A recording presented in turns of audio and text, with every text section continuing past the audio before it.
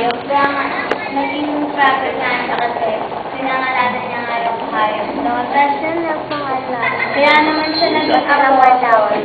Kasi, yung di ba nagkaano siya, si Abel, tapos, pero hindi niya nga anak si Cain. Sabi nga doon, naging apostol nga rin kasi nga, tinuruan niya nga yung kanyang anak. Tapos sabi pa nga doon, paano nga, yung prophet tsaka apostles nga rin, apply nga daw yun kay Abraham. Ay kay Adam pala kasi nga daw, nagawa niya nga din na maging prophet tsaka apostles.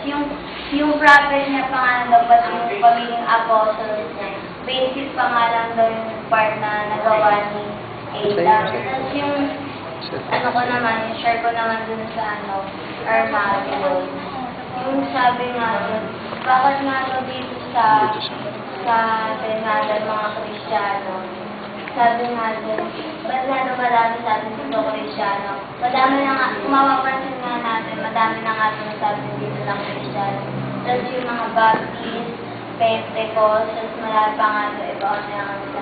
Paano nga daw pag dumating na yung time na pag-aato, tingin ba natin na maliligtas tayo? So sabi pa nga daw, yung meron nga daw, yung iba nga sabi doon, yung mga ibang tao nga daw, malapit na sila sa Diyos, kung may kailangan. Kailangan nga daw, hindi na nga natin hintay na meron mapahamak sa atin, ganyan. Kasi, di ba alam natin pag nagparusa yung Diyos, nakakatakot yung parusa niya. Tapos, yun lang.